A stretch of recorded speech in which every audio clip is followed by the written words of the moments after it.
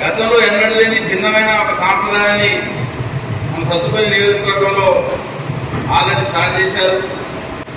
ఇవాళ సోషల్ మీడియాలో యాక్టివ్ ఉంటే పోలీస్ స్టేషన్ మనల్ని పిలిపిస్తుంది. కల్లూరులో పిలిపించారు, అంతకుముందు సత్తుపల్లిలో కూడా పిలిపించారు. సోషల్ మీడియాలో యాక్టివ్ ఉంటే పోలీస్ స్టేషన్ పిలిపించడం. ఇక్కడ ప్రజలు సున్నితమైన మనస్తత్వం కలిగిన వారు. అందుకని మనం ఓడిపోతామని మనం ఊహించలే. ఏ రకంగానైతే మనం ఓటమి చెందామో రేపు గెలుపు కూడా మనకు ఆశ్చర్యకరంగానే ఫలితం ప్రజలు అందించవచ్చు. ఇవాళ ఎరువుల కొరత, యూరియా ఈ రోజు వరకు కూడా ఏ రకమైన ఇబ్బంది పడుతున్నారో దయచేసి అర్థం చేసుకోండి. ఆ యూరియా ప్రాబ్లం ఎట్లుంది, ఆ యూరియా వల్ల ఎంత ఇబ్బంది పడుతున్నారో రైతు సోదరులకు తెలుసు. ఇలా కళ్యాణ లక్ష్మి పథకం మనం ఉన్నప్పుడు రెగ్యులర్గా కళ్యాణ లక్ష్మి ఇచ్చి మనం చీర కూడా ఇచ్చి వాళ్ళని సత్కరించి గౌరవించినాం. మీరు తులం బంగారం అన్నారు, ఆ బంగారం సగం దేవుడు. ఈ కళ్యాణ లక్ష్మి చెక్కులు సక్రంగా రావట్లేదు. మనం 100 పడకల హాస్పిటల్ కట్టి 2 సంవత్సరాలు దాటిన దాన్ని ఓపెనింగ్ చేసే పరిస్థితి వరకు ఓపిక లేదు. 100 పడకల హాస్పిటల్ కేసీఆర్ గారి సహకారంతో, హరీష్ రావు గారి సహకారంతో మన నిర్మాణం పూర్తి చేయించి ప్రారంభానికి సిద్ధంగా ఉంది. వాస్తవం మనమే ప్రారంభించాలి. కాకపోతే నెక్స్ట్ మన గవర్నమెంట్ వస్తుంది, గ్రాండ్గా చేద్దామని హరీష్ రావు గారు అంటే మనం ఆగింది, కోల్పోయాం. కానీ ఆ అవకాశం మనకు రాలా. ఇవాళ ఇక్కడ బ్రహ్మాండంగా హాస్పిటల్ నిర్మాణం చేస్తే ఇంకా శిథిలావస్థలో ఉన్న హాస్పిటల్లోనే రోగులకు సేవలు అందిస్తున్నారు. మరి దాన్ని కూడా మనం దృష్టిలో పెట్టుకోవాలి. దసరా వచ్చిందంటే బతుకమ్మ చీరలు ఇచ్చేవాళ్ళం, రంజాన్ వచ్చిందంటే బట్టలు ఇచ్చి సత్కరించేవాళ్ళం, క్రిస్మస్ వచ్చిందంటే బట్టలు ఇచ్చి క్రిస్మస్ విందు ఇచ్చేవాళ్ళం. కానీ ఇవాళ ఆ బతుకమ్మ చీరలు, దసరాకు సంబంధించిన ఏర్పాట్లు కూడా సక్రంగా లేవు. ఇది ఒకటే కాదు, చాలా అంశాల్లో ఇలా గ్రామ పంచాయతీ వ్యవస్థ మూలపడిపోయింది.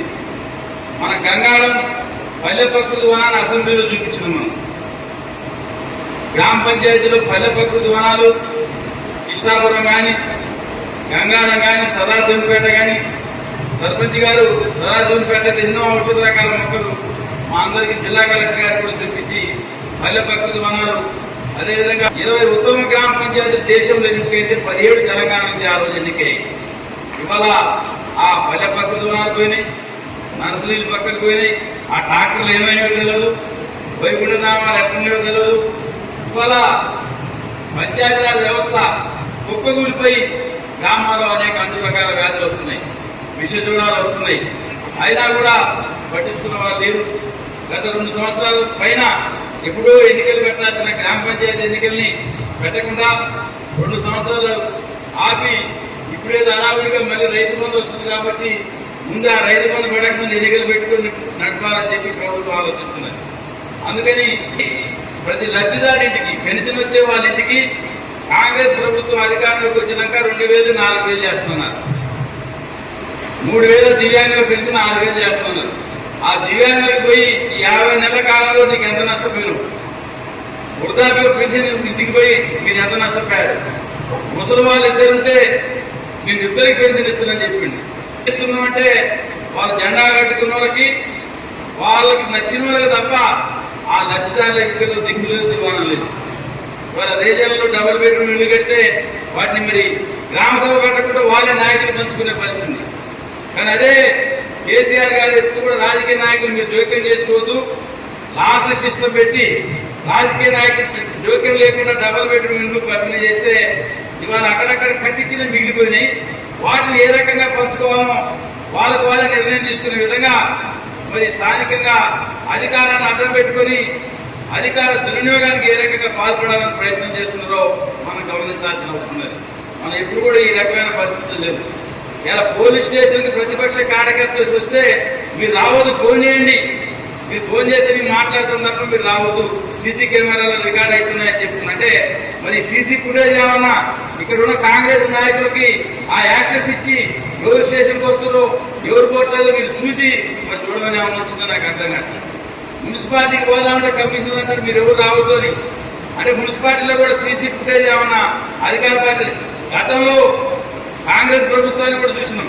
ఎప్పుడు కూడా ఈ రకంగా మీరు రావద్దని చెప్పి వాళ్ళు చెప్పిన దాఖలాలు ఇవాళ వద్దు ఫోన్లు చేయడం తప్ప స్టేషన్కి రావద్దనే పరిస్థితిలో కార్యాలయాలను కూడా తమ గుప్పెట్లో పెట్టుకొని అన్ని రకాల ప్రజలు సమస్య మీద పోవాల్సిన ఆఫీసులకు రాకుండా చేసే ఒక దుష్ట సాంప్రదాయం ఏ రకంగా నెలకొనడం జరిగిందో తెలుసు. ఇలా ఆంధ్ర నుంచి విచ్చలవిడిగా తీసుకొస్తుంది, దాన్ని పట్టించుకునే వాళ్ళే. ఇలా తెలంగాణకు సంబంధించిన అనేక రకాల కార్యక్రమాల విషయంలో ప్రభుత్వం ఏ రకంగా వైఫల్యం చెందడం జరిగిందో నాకంటే మీకే గ్రామ ప్రజలు ఎవరికి వారు చర్చించుకుంటున్నారు. ఈ అన్ని అంశాలను ప్రజల దగ్గరికి తీసుకెళ్దాం. డబ్బు ఒకటే ఎన్నికల్లో ప్రభావితం కాదు, మన ఎన్నికలు మనం చూసినాం. కాబట్టి డబ్బుతో ఉంటేనే అన్ని సాధించవచ్చు అనేది కాదు. ప్రజలకు తెలుసు ఎవరు ఏం చేసినా ఎవరికి ఓటేయాలో వారు నిర్ణయించుకునే ఒక పరిస్థితిలో, వాళ్ళు ఆలోచించే పరిస్థితిలో ప్రజలు ఉన్నారు. కాబట్టి మనం తప్పనిసరి పరిస్థితుల్లో ఈ యొక్క కార్యక్రమాల మీద ఎప్పటికప్పుడు అప్రమత్తంగా ఉండి రేపు కాంగ్రెస్ గ్యారంటీ కార్డ్స్ ఏదైతే ఉన్నాయో ఆ గ్యారంటీ ఇచ్చి ప్రజలు మోసం చేసిన ఆ కార్యక్రమాన్ని వరంగల్ డిక్లరేషన్ కానీ, లేదు కామారెడ్డి డిక్లరేషన్ కానీ, లేదు చేవేళ్ళ ఏసీ డిక్లరేషన్ కానీ, చాలా రకాల డిక్లరేషన్లు ఎన్నికల ముందు చెప్పి ప్రజలని మభ్యపెట్టి వారు అధికారంలోకి రావడం జరిగింది. కేసీఆర్ గారి కంటే భిన్నంగా ఇస్తామని చెప్పి ప్రజలకు చెప్పడం వల్ల వాళ్ళు నమ్మి వాళ్ళు ఈరోజు మరి మోసపోయి కాంగ్రెస్ పార్టీ అధికారంలో తీసుకొచ్చారు.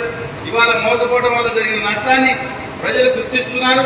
కాబట్టి ఇప్పుడు రోడ్ల మీదకి రాకపోవచ్చు ప్రజలంత మాత్రాన మరి మనమేమి అంత రావట్లేదు కదా అనుకోవడానికి లేదు. బాక్సులో ఏం చేస్తారో ఓటర్ చాలా విజ్ఞతలు ఉన్నాడు. ఆ విజ్ఞతను ప్రదర్శించే విధంగా వాళ్ళ చైతన్యవంతం చేసి రేపు జరగబోతున్న ఎంపీటీసీ జడ్పీటీసీ ఎన్నికల్లో ఆ తర్వాత జరగబోయే మరి పంచాయతీ ఎన్నికల గ్యాప్ ఉంటుంది కాబట్టి మరి ఒకసారి కూర్చున్నాం. ఈ ఎన్నికలు ఏదేమైనా కూడా మనం తప్పనిసరిగా ఈ యొక్క ఎన్నికల సంఘం ఇచ్చిన రిజర్వేషన్ ప్రకారం అభ్యర్థులను ఎంపిక చేసుకొని మనందరం కూడా మరి ముందుకెళ్తామని చెప్పి ఈ సందర్భంగా విజ్ఞప్తి చేస్తూ